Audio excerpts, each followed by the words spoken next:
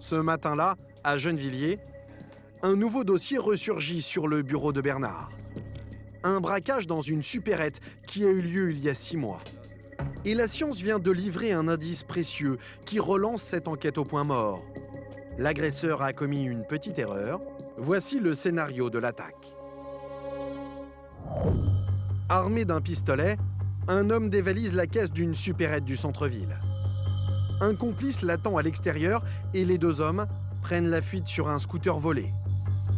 Mais un accident les contraint à abandonner le 2 roues et c'est sur ce véhicule, sur la clé, que les policiers ont trouvé une trace intéressante. Alors c'est quoi le CD numéro 1? Rapprochement ADN. De l'ADN. Cette empreinte unique pour chaque individu, contenue dans les cheveux, la sueur ou de minuscules fragments de peau. Ça c'est le rapprochement. Il est connu déjà 3 fois sur l'ADN. Là, là et là. Hein, je crois que le scooter est retrouvé à 500 mètres à peu près de son domicile. Le braquage a eu lieu il y a plus de 6 mois, mais les laboratoires étant débordés, les résultats de l'analyse viennent seulement de tomber. Et l'ADN vient de donner le nom d'un suspect. Bernard reprend donc les investigations depuis le début. Seul indice dans ce dossier, cette douille retrouvée sur place. L'agresseur a tiré un coup de feu en l'air, mais aucun projectile n'a été découvert. Il s'agissait sans doute d'une balle à blanc. Voilà ce que c'est comme projectile. Donc tu vois, c'était un 9 mm PA blanc. Comme tout bon policier, le premier réflexe de Bernard, c'est de savoir qui est ce suspect trahi par son ADN. Et pour cela, l'enquêteur dispose d'un précieux fichier, le STIC, où figurent toutes les personnes déjà mises en cause par le passé. Il y découvre le visage de ce braqueur présumé, et le moins que l'on puisse dire, c'est que l'homme a déjà fait parler de lui. Mais il apparaît que ce personnage est archi connu des services de police. Bon, vol, extorsion, usage de stupes, vol et frac, port illégal d'armes de 6e catégorie, mise en danger de la personne, vol. Et là, on s'aperçoit qu'il en a quand même une multitude. Une multitude. Assez récent, hein, 2009, 2011, 2012.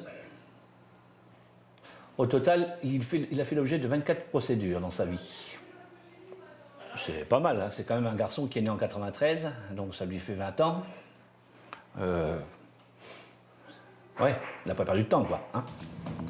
Bernard veut mettre la main sur cet individu avant qu'il ne blesse quelqu'un. Et c'est là que l'affaire se complique. Comment attraper ce suspect habitué à jouer au chat et à la souris avec la police? Dans son fichier figurent 2 adresses. Mais les policiers ont déjà vérifié, l'une est fausse, l'autre correspond au domicile de ses parents, où il ne vit pas. J'ai appris que mes collègues d'Anières le cherchaient également, qu'il s'était présenté à son domicile à Gennevilliers et qu'il n'y était pas. Et avec un contact avec la BAC également, ils m'ont fait savoir que ça faisait un moment qu'ils ne l'avaient pas vu. Donc il va falloir essayer de le loger. Pas d'adresse, pas de téléphone. Voilà tout le problème de cette affaire, qui semblait pourtant facile sur le papier. Attraper ce braqueur présumé ne va pas être une partie de plaisir. Et hop. En attendant de trouver la solution, Bernard va reprendre l'enquête depuis le début. Car il ne doit pas seulement coincer le suspect, il doit aussi trouver un maximum d'éléments contre lui. Pour l'instant, il peut prouver qu'il a bien conduit ce scooter, utilisé par les malfaiteurs. Mais il doit encore démontrer que le jeune homme était bien présent dans la supérette pendant l'attaque. Pour ça, une seule solution, se rendre sur place à la recherche de nouveaux indices. Le policier va se rendre compte que le braqueur après lequel il court n'a vraiment pas froid aux yeux.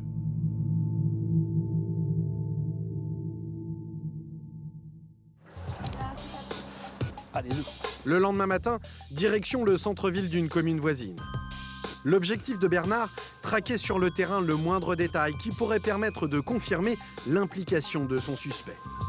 Une description, une attitude ou encore des vêtements. Et on va aller se rendre compte par nous-mêmes de l'état des lieux, quoi, et nous faire relater par le personnel ce qui s'est passé.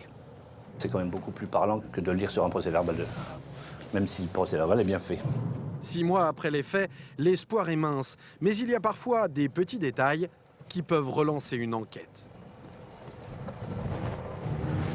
Ici. Voilà.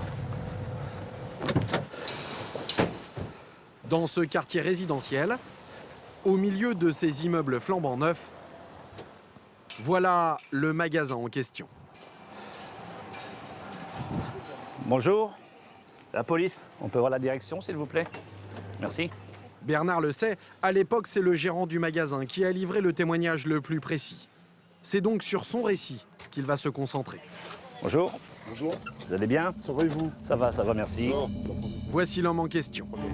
Le jour du braquage, vers 19 h, il compte la recette du jour dans son bureau, derrière cette porte blindée. Mais il ne rate rien de la scène et suit l'attaque en direct grâce aux caméras de surveillance. En fait, ils étaient arrivés à deux. Ils avaient bloqué la porte avec un scooter. D'accord, Et en fait, l'un d'entre eux, c'est-à-dire le plus grand, il a pris le vigile en otage. d'accord. D'accord, il l'avait emmené jusqu'ici, il lui avait demandé de se coucher. Il me semble que c'est ça, hein. Il avait demandé de se coucher, c'est ça au vigile? Voilà. Le vigile, qui ne travaille plus dans le magasin, a eu la peur de sa vie. Un des deux malfaiteurs a braqué son pistolet sur sa nuque pour se faire ouvrir la salle du coffre. Et ensuite, il demandait à avoir accès à la porte. Donc il lui a dit qu'il n'avait pas accès. Et donc du coup, il a tiré un coup de feu. Il n'y a pas eu de givre retrouvé. Non. Par contre, il y tes a pas- collègues retrouvent une douille. Oui, ils ont retrouvé une douille à terre. Oui. Ici? Ok, d'accord. Bon. Dans l'action, personne ne se rend compte que le pistolet du braqueur est en réalité une arme factice. Mais son coup de feu en l'air ne change rien. Le vigile ne connaît pas le code de la porte, alors l'agresseur se rabat sur cette caisse. Donc du coup, il a demandé à la caissière d'ouvrir la caisse. Prise de panique, elle a complètement perdu ses moyens. Elle disait qu'elle ne savait plus comment ouvrir la caisse. Ensuite, elle est venue ici, à la deuxième, et c'est là qu'elle a pu ouvrir la caisse. Prendre l'argent. Voilà. Ouais, et donc, le préjudice, il est estimé à combien? Il est estimé à 600 euros. 600 euros. À peu près. 600 euros. La caissière, elle non plus, ne travaille plus ici. Aucun autre témoignage pour Bernard.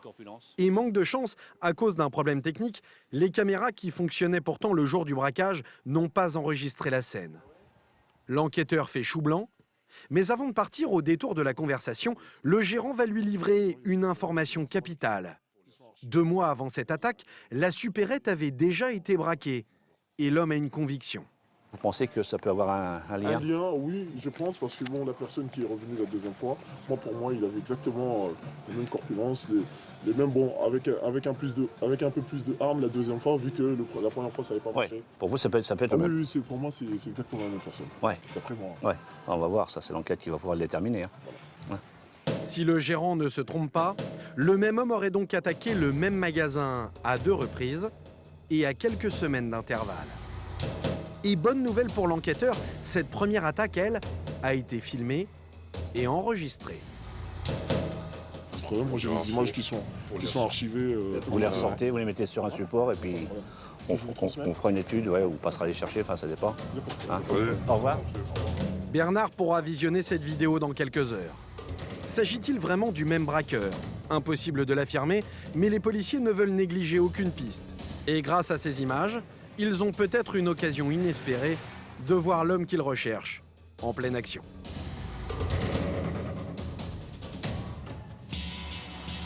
Le lendemain matin, dans son bureau, Bernard regarde donc l'enregistrement des caméras avec la plus grande attention.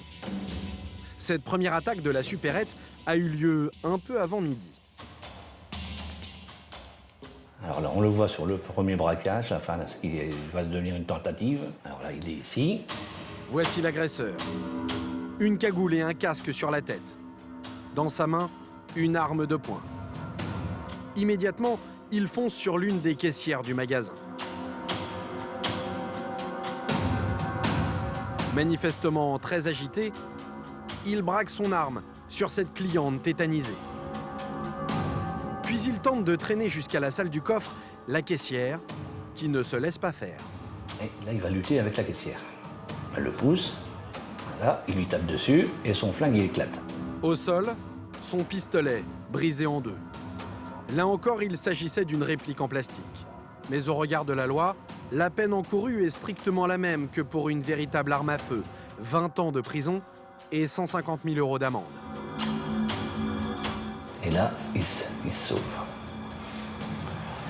Voilà, hop, là, il est parti et le flingue est par terre. Voilà.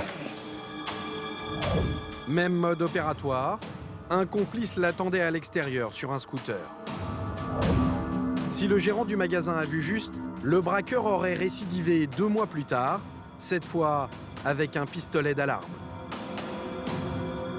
Après, il s'est dit, je vais faire un peu plus le méchant et boum, je tire une cartouche. Pour Bernard, il y a urgence à interpeller cet individu avant qu'il ne se procure une vraie arme.